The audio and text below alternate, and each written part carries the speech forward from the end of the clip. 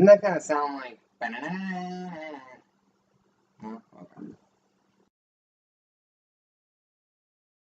Wonder Woman, directed by Patty Jenkins and starring Gal Gadot and Chris Pine. Let me first say that I am not a DC fan. I don't like DC as an idea.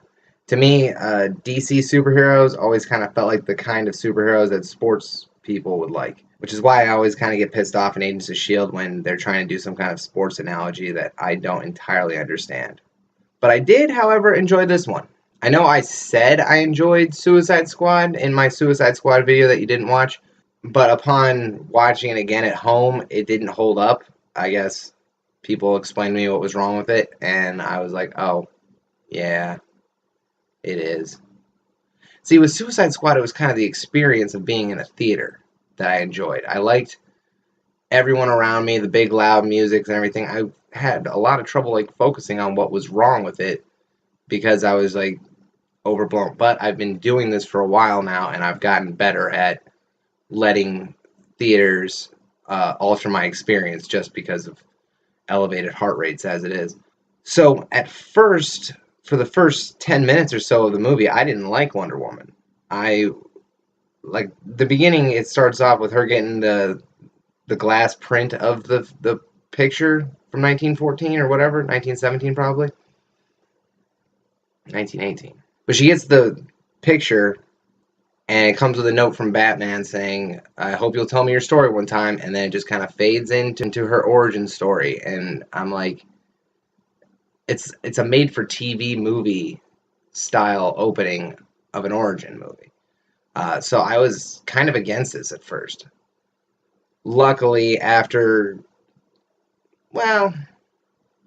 Chris Pine shows up, it started getting better. But even a little bit before that, it was just it didn't have the opening that to the hook, the big sexy hook in the beginning to draw you in. It was just real slow getting started like a train out of a station.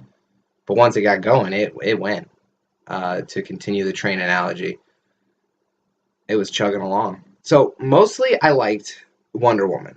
Gal Gadot, she really sells this role. I can't imagine anyone else playing it as well as her. Like when you think of action heroines, you go like Scarlett Johansson or Emily Blunt, and they don't have the physicality that Gal Gadot has.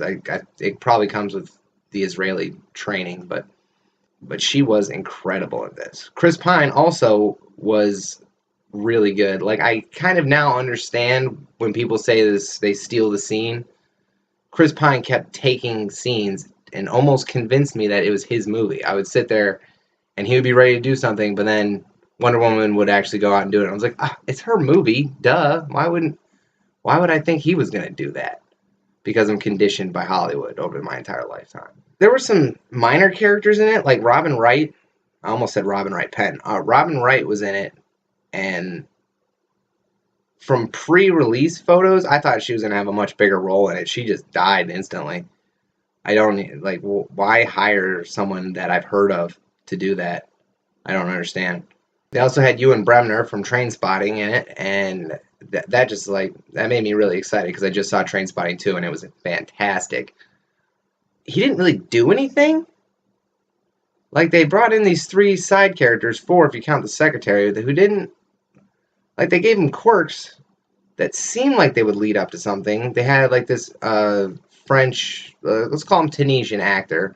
He was, like, a master of lying, but he only did one thing after they got him, which was just get through a checkpoint. Like, I was expecting more out of these side characters. Ewan Bremner's character was supposed to be a world-class sniper, and I don't think he pulled a trigger. He had one little flash of PTSD, but honestly, I'm not going to fault the movie on that because the PTSD and a lot of the other elements of it really sold the World War I aspect. They really sold World War I as hell. I think they were pushing the PG-13 border on how much gore they could show because people were fucked up from it. And then they had a smuggler tracker named Chief. It was just a stereotypical Native American role, so that was fun. At least they didn't kill him off 10 seconds in like they did to Adam Beach. I'm just going to go ahead and say that this is the best DCEU movie, but I would still rather watch half a dozen Marvel movies before I would go back and rewatch this. Easily Civil War and the first Avengers, but even like Guardians of the Galaxy, I'd rather watch that again than, oh no. This is going to take some effort figuring out which Marvel movies I would rather watch more or less than Wonder Woman.